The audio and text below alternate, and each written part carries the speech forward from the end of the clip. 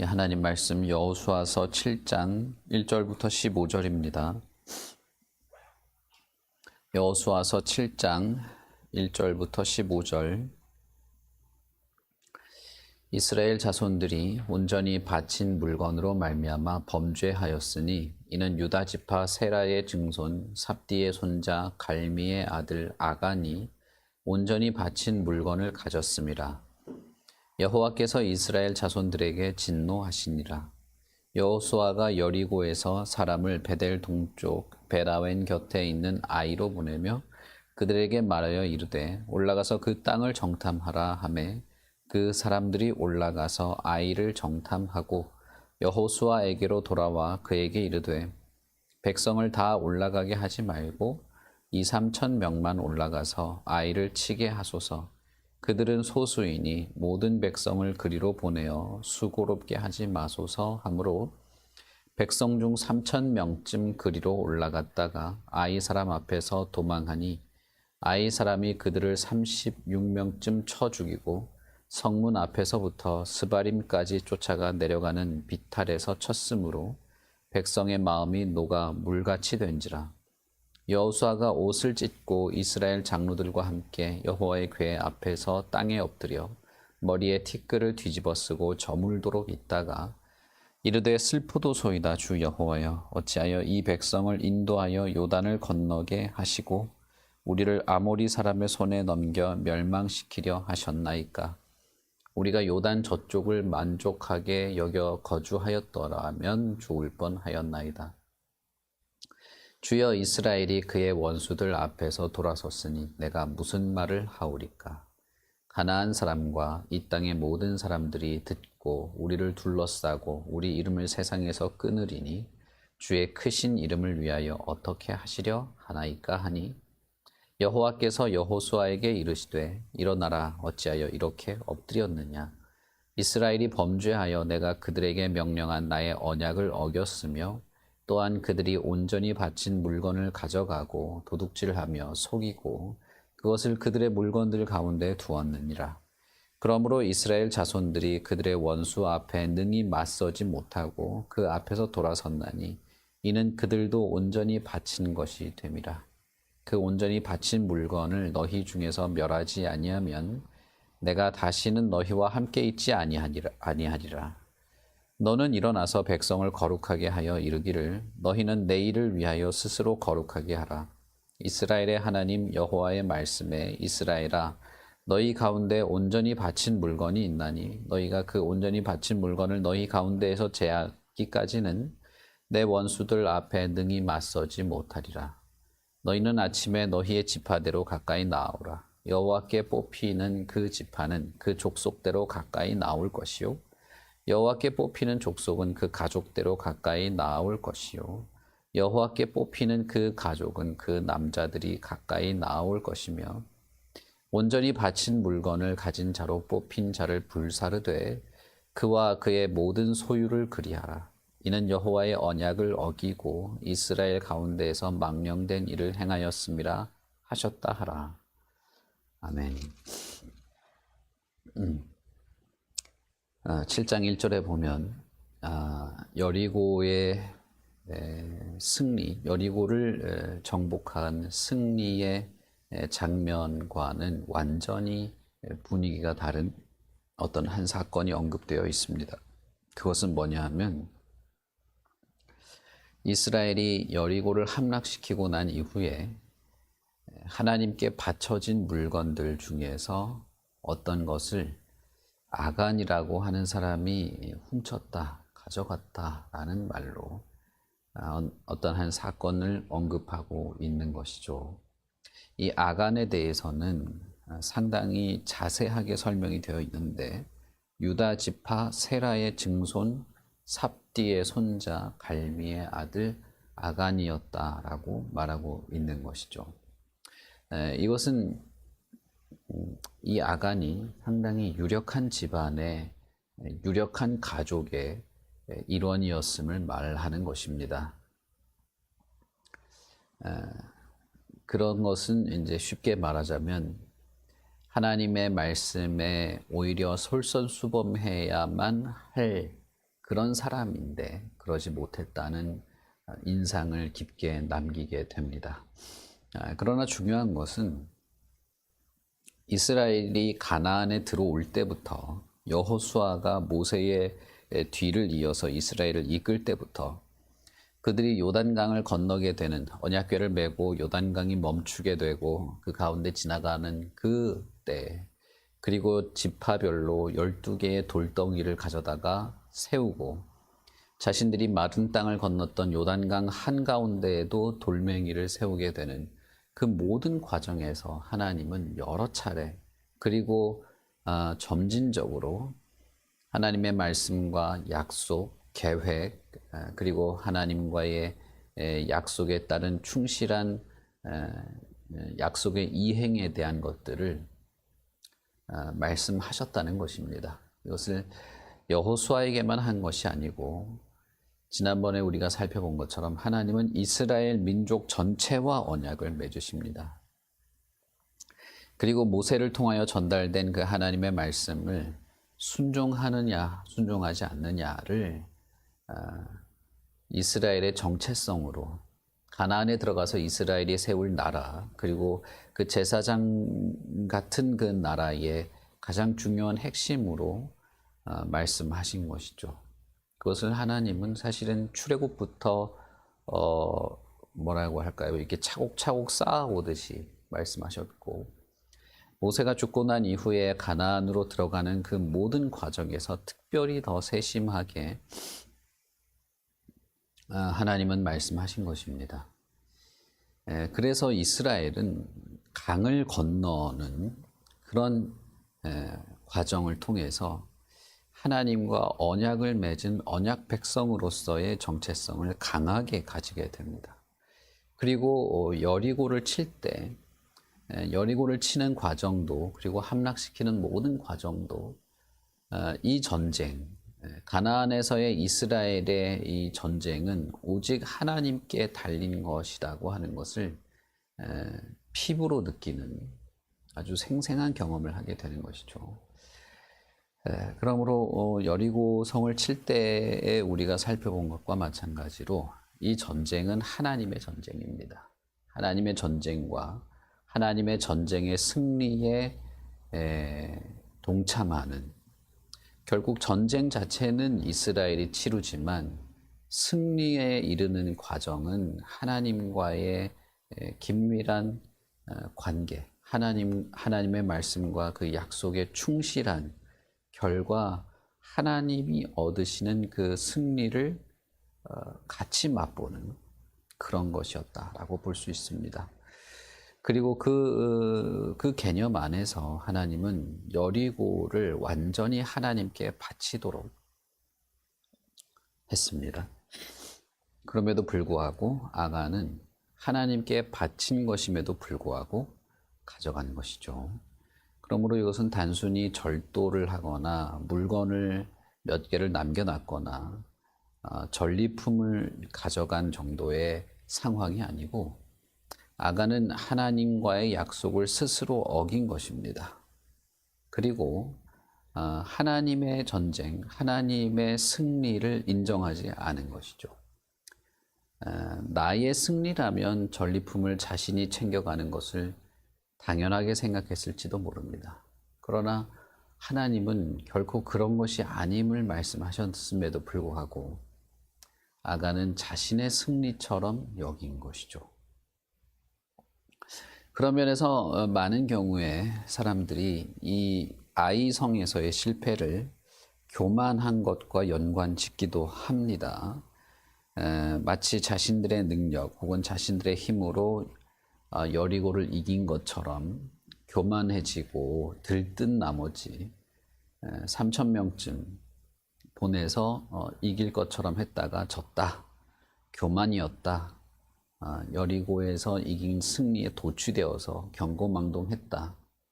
심지어 이제 어떤 분들은 아이성에 올라갈 때 하나님께 기도도 안 해보고 그냥 갔다. 뭐 이렇게 해석을 하기도 합니다. 그러나 여러분, 우리가 여호수아서 7장 우리가 1절부터 15절까지 읽은 것을 보면 아이성에서 이스라엘의 실패는 교만했기 때문에 실패한 것이 아니고, 성경의 내용은 그런 내용도 아닙니다. 너무나도 명확하게 이미 여호수아서 7장에 언급이 되어 있죠. 아이성에서 이스라엘이 실패한 것은 아이성에 올라가기 전에 우리가 올라갈까요 말까요 기도를 하지 않았거나 3천 명밖에 보내지 않았거나 여리고에서 이긴 승리에 도취돼서 교만했기 때문에 졌다라는 언급은 단 한마디도 없습니다. 이미 성경이 그렇게 기록하고 있지 않기 때문에 그런 식의 해석이나 그런 식의 설명을 하는 것은 사실은 적절하지 않은 것입니다. 성경은 분명히 이스라엘이 하나님과의 언약, 하나님의 약속에 성실하지 못했기 때문에 하나님도 약속하신 승리를 허락하지 않았다라고 말씀하고 있는 것입니다. 여리고의 승리와 마찬가지로 아이성의 패배는 상당히 중요한 의미를 가지고 있고 대단히 상징적인 의미를 가지고 있습니다. 이것을 마치 그 유비무환이라고 준비도 채 하지 않고 들떠서 쫓아갔다가 졌다, 교만해서 졌다, 그렇게 해석하면 이 본문이 강조하고 싶은 의미를 완전히 어그러뜨리는 것이죠. 이미 7장 1절부터 이스라엘이 범죄했다는 말씀을 하고 2장이 시작됩니다. 그리고 2장부터 이어지는 내용, 아이성의 전투의 내용은 실제로 그들이 정탐꾼을 보내고 아이성을 살펴본 이후에 3천 명 정도면 전쟁을 수행할 수 있을 것 같다라고 하는 판단을 내렸고, 그렇게 전쟁을 하러 갔으나 그러나 실제로 전쟁에서는 패배하게 되었다라고 하는 결과를 말하고 있는 것입니다. 우리가 읽진 않았습니다만 16절부터 이어지는 아이성에서의 싸움, 물론 아간을 찾아내고 아간이 이제 완전히 몰락하게 되는 과정이 있습니다만, 이후에 아이성을 다시 쳤을 때 아이성 전체의 인구는 12,000명이었습니다. 남녀노소 전체를 합친 인구가 그 아이성은 12,000명밖에 되지 않는 작은 성이었죠. 그러니까 여자 빼고 노인 빼고 아이 빼면 실제로 전쟁에 나가서 싸울 수 있는 인구는 아이성 전체를 통틀어도 정말 한 2-3천 명 정도 되었을 것입니다. 그러니까 정탐꾼들이 아이성을 정탐해보고 한 2-3천 명, 한 3천 명 정도만 가면 충분히 싸울 수 있겠습니다 라고 했던 이 말은 틀린 말이 아닌 겁니다. 교만해서 여리고를 자기들이 손 하나 까딱 안 하고 이기니까 아이성은 3천 명만 보내도 쓸어버릴 수 있을 것이다, 그런 교만한 판단이라기보다는 사실 정확한 판단이라고 보는 것이 더 맞을 겁니다. 아이성은 실제로 한 3천 명 미만의 인구만 싸움에 나갈 정도로 인구수가 적었을 것이고, 이스라엘이 3천 명 정도만 올라간다면 어떻게든 싸워서 이길 수 있는 충분한 숫자가 되었을지도 모르죠. 그러니 이것은 교만한 것을 나타낸다기보다는 오히려 이스라엘의 판단이 정확했음에도 불구하고 싸움에 졌다는 말을 하고 있는 것입니다. 그들이 준비성이 없어서 졌다기보다는 오히려 잘 준비하고 합리적으로 인원을 배분했음에도 불구하고 질 수밖에 없었다는 내용이 된다는 것이죠. 그러면 이 전쟁의 실패의 원, 왜 실패했는가? 하나님이 약속하시고 하나님이 승리를 보장했음에도 불구하고 왜 이런 결과가 나왔는가라는 것이죠. 그러므로 2절부터 이어지는 이 전체 내용은 이스라엘이 어이없게 실패했고, 그리고 그 실패한 원인이 무엇인지 추적하게 하는 그런 내용으로 해석하고 이해하는 것이 훨씬 낫습니다. 여호수아와 장로들은 옷을 찢고 하나님 앞에 엎드립니다. 죄를 뒤집어 쓰고 기도의 내용은 이스라엘이 이렇게 패배함으로써 오히려 하나님이 욕먹게 되었다라는 것이었습니다. 그러나 그 기도의 내용은 중요한 한 가지를 간과하고 있죠. 이스라엘이 하나님을 욕먹인 것이지 이방인이 하나님을 욕먹이고 있는 상황은 아닌 것입니다. 실제로 하나님이 진노하신 것, 그리고 이스라엘의 패배는 하나님의 이름이 먹칠을 당하는 결과를 가져오게 될 겁니다. 그러나 그것은 이방인이 이스라엘을 조롱하고 이방인이 이스라엘의 패배를 보면서 하나님을 욕하는 것 이전에 이미 이스라엘이 하나님께 충실하지 않음으로써, 이스라엘 백성이 하나님의 언약에 성실하지 않음으로써 하나님을 욕되게 하고 있다는 것입니다. 마치 여호수아의 기도는 모세의 기도와 거의 유사합니다. 이스라엘이 범죄하였을 때 하나님이 이스라엘을 전부 쓸어버리겠다고 하셨을 때 모세가 했던 기도는, 만약에 하나님께서 분노하셔서 이 백성을 쓸어버린다면 이방인들이 저 여호와라는 신은 자신의 백성을 출애굽했다가도 멸망시키려 버리는구나 라고 하지 않겠는가 라고 기도했던 것과 거의 유사하죠. 여호수아도 이렇게 이스라엘이 어이없이 패배하게 된다면 원수들이 하나님을 조롱하게 될 것입니다. 어찌하여 이렇게 되었습니까? 라고 기도하게 됩니다. 이 말은 사실상 하나님이 하신 약속을 지키십시오. 하나님이 우리에게 가나안 땅의 승리를 약속하셨는데 그 약속을 지키셔야 되는 것 아닙니까? 라고 하는 기도의 내용이라고도 볼 수도 있습니다. 그때 하나님이 말씀하신 것은 너희들이 참 경고망동했다, 교만했다, 준비성이 없었다, 3,000명이 웬 말이냐, 이런 게 아닙니다. 하나님의 대답은 너희들이 범죄하여서 나의 언약을 어겼다. 그래서 여호와의 승리를 마치 자신의 승리처럼 도둑질했다. 나에게 바치라고 한 것에 대해서 손을 대었다. 라고 말한 것입니다. 그리고 12절부터 15절까지의 내용은 이 7장 1절부터 15절 사이의 내용에서의 핵심이라고 할 수 있는데, 그것은 무엇이냐면 이스라엘 안에서 이 악을 완전히 제거하라는 것입니다.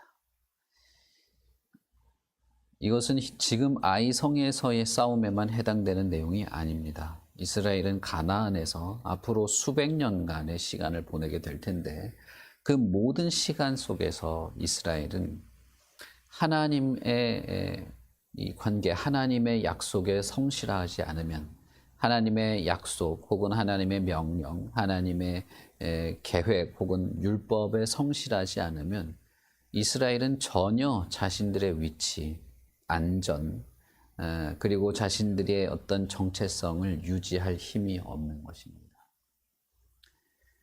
이스라엘이 하나의 국가로서 하나님이 주신 사명을 감당해 나가는 것은 전적으로 하나님께 성실한 것에 달려 있습니다. 그들이 하나님의 능력 혹은 하나님의 영광, 하나님의 뜻에 따른 모든 은혜를 체험하고 경험하고 누리는 것은 자신들이 가지고 있는 어떤 자질이나 능력에 달린 것이 아닙니다. 그것은 오직 하나님과의 진실한 관계, 하나님의 말씀과 진리, 약속에 충실하고 성실한 것에 달려 있는 것이죠. 이스라엘은 아이성과의 싸움 이전에 자신이 하나님 앞에서 온전한 것을 먼저 살펴야 하는 것입니다. 이 전쟁은 하나님의 주신 어떤 선물과도 같은 것인데, 이 전쟁에서 승리는 그것은 하나님의 약속의 성실한 결과이지 목적이 아닙니다. 지난번에도 말씀드렸습니다마는 가나안에서의 이스라엘은, 특히 이 정복 전쟁의 이스라엘은 전쟁에서 승리하는 것 자체가 목적이 아닙니다. 하나님께 성실한 것이 목적이고 승리는 거기에 따른 결과인 것이죠. 그래서 하나님은 이 악을 완전히 제거할 것을 말씀하십니다. 이것은 지금만 그런 것이 아니고 앞으로도 그래야 하고, 그것을 위해서 하나님은 이스라엘을 계속해서 다루실 뿐 아니라 하나님이 택함 받은, 그리고 언약 공동체 안에서도 끊임없이 권징이 따라올 것임을 말씀하신 것입니다. 이스라엘 자손들이 원수 앞에서 능히 맞서지 못하고 돌아선 것은 너희들이 내 앞에서 범죄하였기 때문이다. 그러므로 너희들은 일어나서 지파대로 제비를 뽑고, 그 지파 중에서 가족을 뽑고, 그 가족 중에서 한 남자를 뽑고, 그 남자가 뽑히게 된다면 그에게 속한 모든 것을 불태워 없애버려야 된다라고 한 것입니다. 여기서 우리가 생각해야 하는 것이 하나가 있는데, 아간이나 혹은 아간의 가족들에게 벌을 주었다라고 하는 의미보다 악을 제거한다는 의미가 있다는 거예요. 물론 범죄한 아간에게 하나님께서 벌을 내리십니다. 그가 자신의 범죄에 따르는 어떤 결과를 얻게 된 것은 맞습니다. 그러나 흔히 이런 장면에서 우리가 그거 하나 훔쳤다고 이렇게 지독한 형벌을 내리는 게 맞느냐, 너무 과한 형벌이 아니냐라고 하면서 이걸 형벌의 관점에서 생각하고, 어떻게든 이 현대 사회의 기준으로 이걸 불안당 같은 처사다라는 식으로 해석하고 싶어하는 경향이 많아요. 거의 4,000년 이상 더 고대에 일어났던 사건에 대해서 2000년대의 개념을 가지고 이걸 제대로 했니 안 했니 판단하는 것은 정말 뭐랄까요, 유치한 생각입니다. 무엇보다도 이 장면은 단순히 한 개인, 뭔가 규범을 어긴 개인에게 벌을 내려야 된다는 과정이 아닙니다. 이것은 이스라엘 가운데 악을 제거하는 것이지 단순히 형벌을 어떻게 내리라는 것이 아닌 거예요. 이 택함받은 공동체, 이 공동체 안에 내부적으로 부패한 이 악에 대해서 어떻게 해야 하는가, 그 악을 완전히 제거해야 하는 것에 대한 이야기를 하고 있는 것입니다. 앞으로 이스라엘뿐 아니라 이스라엘이 지금뿐 아니라 앞으로의 시간도, 그리고 신약의 교회, 이 하나님이 택함받은 자들의 공동체인 교회 안에도 이렇게 악을 제거해야만 하는 일이 있는 것입니다. 신약의 교회 안에서 사람들을 불태워 죽이는 건 할 필요도 없고, 그러나 분명한 것은 이렇게 악을 제거하듯이 완전히 악을 제거하는 일이 언제나 필요하다는 것입니다.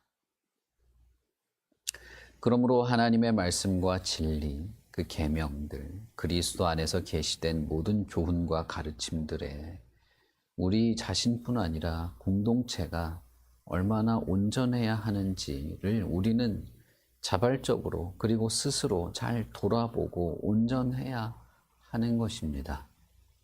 내가 기분이 좋을 때는 다 좋다가 기분이 나쁠 때는 다 나쁜 것이 사람이죠. 그래서 내가 기분이 좋을 때는 다 하나님의 뜻인 것처럼 생각하고, 기분이 나쁠 때는 다 아닌 것처럼 여기거나, 분명히 하나님의 말씀과 진리에 따른 어떤 방향이 있음에도 불구하고 자기 편의에 의해서 다르게 해석하거나, 그래서는 안 되는 것입니다. 무엇보다도 교회 공동체 안에서 온전치 못한 모습이 발견되거나 그것을 교정해야 될 때가 있을 때 그것은 완전하고도 철저하게 해야만 하는 것입니다. 그런 면에서 교회는 권징이 반드시 있어야 하고 이 권징은 오히려 우리들에게 유익한 것입니다. 그래서 권징도 마찬가지죠. 권징도 누군가를 처벌하거나 벌 준다는 개념이 절대 아니고 권징은 교회의 순수성, 악을 제거한다는 의미고 그것은 우리가 정말 겸허히 받아들여야 하는 일이고 우리에게 유익한 것임을 알아야 합니다. 이스라엘은 하나님 앞에서 한 번 더 기회를 얻었습니다. 악을 제거할 기회를 얻은 것이죠. 악을 제거하고 하나님 앞에서 다시 회복할 수 있는 기회를 얻게 됩니다. 그러므로 이 악을 제거하는 일에 있어서는 철저해야만 하는 것이죠. 아이성에서의 전투는 그 이후입니다. 이 전투에서의 승리의 결과도 사실은 하나님께 달려 있는 것입니다. 이스라엘은 그 하나님께 성실하고 충실함으로써 얻어진 결과인 승리를 맛보게 되는 것이죠. 어떤 면에서 저와 여러분의 삶도 이와 비슷합니다. 교회의 방향도 이와 비슷한 것입니다. 교회가 함께 공동체로 모여서 예배로 나아갈 때도 이 예배의 승리라고 하는 것도 예배에 우리가 성공하는 것도 예배를 통해서 얻어지는 모든 신령한 열매를 우리가 누리는 것도 그와 유사하고 우리 각자 개인의 삶에서의 은혜의 열매들도 비슷한 것입니다. 그러니 오늘 아침에 우리가 하나님 앞에 기도하고 매일매일 우리가 아침에 눈을 떠서 하루에 저녁에 잠자리에 들기까지 우리는 우리 자신을 성실하게 돌아볼 필요가 있습니다. 우리가 점검책을 읽고 있습니다만 자기 점검이 필요한 것이기도 하고 자기 성찰이 필요한 것이기도 하고 무엇보다도 악을 제거하고 온전한 모습으로 돌이키려는 진실한 수고가 항상 필요하게 되는 것이죠. 하나님은 이스라엘에게 이것을 직접적으로 명령하십니다. 어떻게 악을 제거해야 하는가? 어떻게 악에 대해서 단호한 태도를 가져야 하는가를 말씀하십니다. 그리고 그것을 자기 손으로 해야 하는 이스라엘은 결단코 쉽지 않았을 겁니다. 왜냐하면 아간이 이스라엘에서 아주 유력한 집안의 유력한 인물이었기 때문에 이 아간이라는 사람에게 신세진 사람들도 많았을 것이고 그에게 딸린 식솔들도 많았을 것이고 관계가 나쁜 사람이 아니었을 겁니다. 그런데 그의 집안을 그에게 속한 모든 것을 완전히 멸하게 되는 이 과정은 결코 쉬운 것이 아닙니다.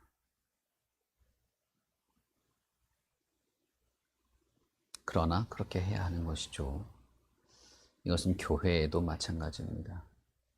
저도 그래야만 하고 우리 교회 공동체도 그래야만 하고 각자 개인 스스로도 자신을 돌아보고 회개하고 악을 제거하는 면에 있어서도 결코 쉽지 않은 과정일 수도 있으나 단호히 해야 하는 것이죠. 그것이 매일 반복되는 것입니다. 매일 아침에 그리고 저녁에 또 다음날 아침에 하나님 앞에서의 삶인 것을 생각하고 하나님 앞에서 하루하루 살아가는 것을 인식하고 항상 정결과 거룩을 추구하며 살아가는 것이 가나안에서의 성도의 삶이고 이 땅에서의 교회의 삶이죠. 우리가 그렇게 해야 하고 할 수 있다고 믿습니다. 우리 같이 기도하겠습니다. 하나님 아버지, 은혜를 감사합니다. 하나님께서 이 모든 과정을 우리에게 알려주시고 말씀하셔서 우리를 교정하시고 바르게 하고 정결하게 하고 거룩을 추구하게 하시는 하나님이신 줄 믿습니다. 우리 안에 도사리고 있는 많은 악들, 허용되는 교만과 탐욕들, 그러나 그것이 하나님 앞에서 온전치 않음을 우리는 알고 있습니다. 하나님의 말씀 앞에서 우리가 충실할 필요가 있고 하나님이 허락하신 모든 삶에 하나님과 동행하는 자들인 것을 우리는 생각합니다. 그럼에도 불구하고 우리는 때때로 이 모든 삶이 내 것인 것처럼 생각하거나 내가 가지고 있는 것 자체가 마치 내 수고와 능력의 열매인 것처럼 생각할 때도 있습니다. 그리고 특별히 이 땅을 살아가는 동안에 우리에게 닥친 이 영적인 싸움과 씨름에 우리가 성실하지 않은 것, 끊임없이 벌어지는 이 영적인 전쟁에서 하나님과 동행하지 않는 것은 오히려 하나님의 이름을 욕먹이는 그런 것이 될 수 있음도 생각합니다. 하나님이여 우리에게 말씀하시고 깨닫게 하시고 지혜와 지식을 주시고 거룩한 하나님의 진리 앞에서 흔들림이 없게 하여 주시옵소서. 우리는 하나님의 말씀도 알고 약속도 알고 있습니다. 하나님의 계명과 율법, 명령을 예수 그리스도 안에서 우리는 더욱 온전히 알아가게 됩니다. 그렇다면 아버지여, 우리가 예수 그리스도를 의지하여 하나님 앞에 나아가고 그리스도 안에서 우리를 용납하시고 그리스도께서 우리에게 하나님의 말씀과 진리, 거룩하신 계명과 교훈들을 다 우리에게 계시하시는데 그 모든 주님의 말씀과 교훈과 가르침 앞에 성실할 수 있도록 우리의 마음과 생각을 붙잡아 주시옵소서. 모든 악한 계계와 우리 안에 끊임없이 솟아나는 탐욕과 교만으로부터 우리를 건지시고 성실하고 겸손하게 주와 동행하며 살아가도록 오직 예수 그리스도를 의지하여 하루하루 자신을 돌아보며 점검하며 주님의 뜻에 합당한 삶을 살아가도록 지켜주시옵소서. 하나님의 교회를 붙잡으시고 교회 안에 속한 모든 성도들의 삶과 가정을 하나님께서 붙잡으시고 오직 하나님의 뜻대로 하나님의 선하신 뜻대로 살아가도록 이끌어 주시옵소서. 감사합니다. 예수님 이름으로 기도합니다. 아멘. 하늘에 계신 우리 아버지여, 이름이 거룩히 여김을 받으시오며 나라 임하옵시며 뜻이 하늘에서 이룬 것 같이 땅에서도 이루어지이다. 오늘날 우리에게 일용할 양식을 주옵시고 우리가 우리에게 죄 지은 자를 사하여 준 것 같이 우리 죄를 사하여 주옵시고 우리를 시험에 들게 하지 마옵시고 다만 악에서 구하옵소서. 대개 나라와 권세와 영광이 아버지께 영원히 있사옵나이다. 아멘.